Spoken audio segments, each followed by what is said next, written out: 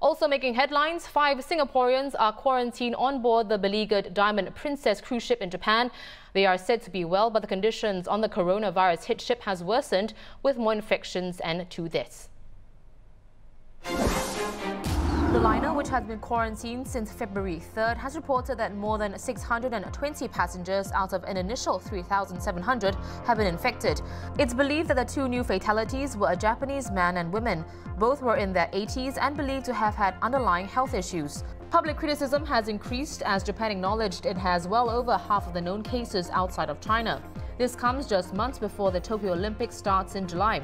Questions have been asked why disembarked Japanese passengers didn't spend a further 2 weeks in quarantine, unlike the Australian, American and Hong Kong passengers who returned home.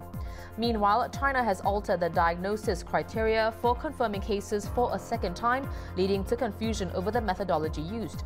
Hubei province said today that it had just 349 additional confirmed cases compared with almost 1,700 new cases the previous day.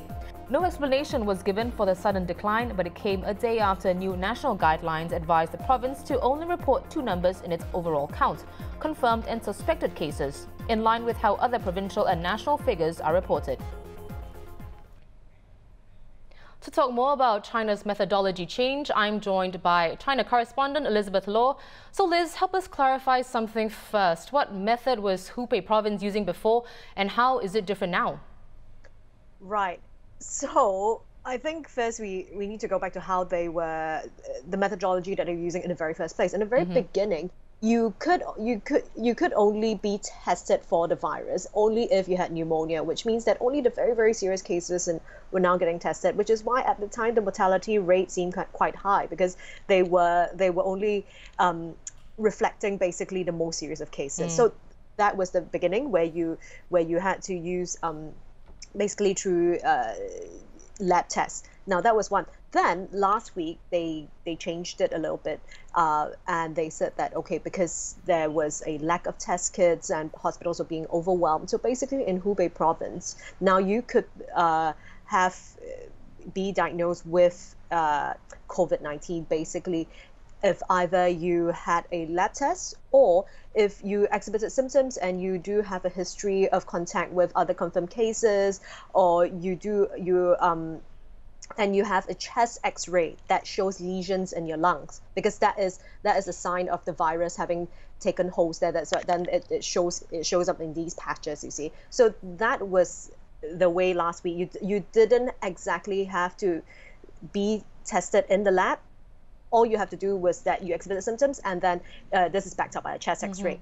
Now, so that was only for Hubei province, which is the most hard hit, and also hospitals were overwhelmed. I remember we talked about this last week because we said that this is better because it reflects, it helps to reflect this on a larger scale, and basically the number of patients that you can diagnose every day is not limited by the capacity of your labs. But come today, which is where we are now, there were new guidelines that were issued yesterday saying that, look, this is really not the most accurate way. So let's go back to the original testing method, which is that the original calculation method, which means that your samples have to be tested at a lab, and then there has to be a positive return that you do have the virus, and then you will be counted as a coronavirus case. Does that make sense? Yes. Thank you for clarifying things for us. But do you think, I guess, the second change was even necessary?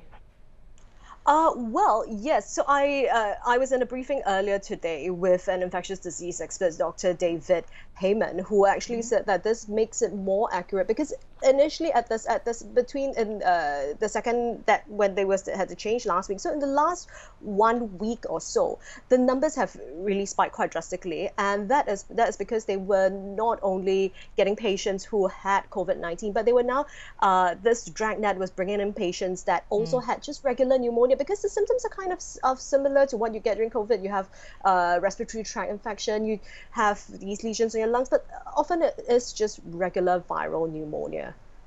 Right. Well, China is now seeing 3 straight days of declining infections. What does this mean? Does it mean that the virus has reached its peak? I think I would be very, very careful, and doctors are very careful of saying that as well, because in China, it is true that in local media, a lot of them are trying to keep spirits up by saying that, hey, the virus has reached a crest, we are nearly there. But really, I would be careful of saying that what this definitely shows is that all the containment methods are working in places outside of Hubei, but whether or not the virus has reached its peak is hard to say.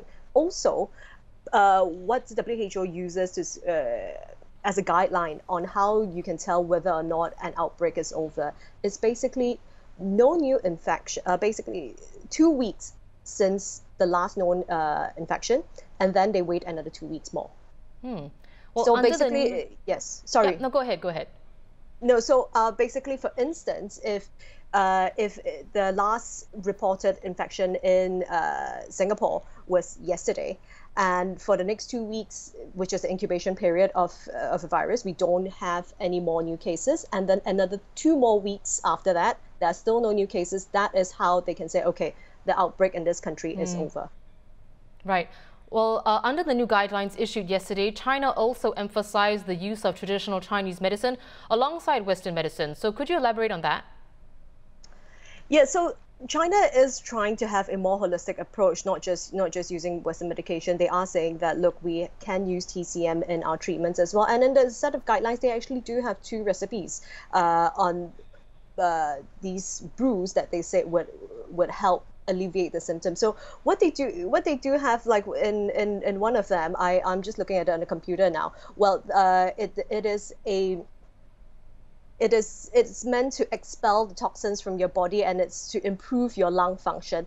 On the list of ingredients, you have things like ginger, you have shigao, which is plaster, and you have several other Chinese herbs. So it offers a more holistic approach, and as people always say, I mean, TCM, traditional Chinese medicine, is not something that has any negative effects. So if there is the option, why not use it? It's if nothing else, at least it just gives you more hydration.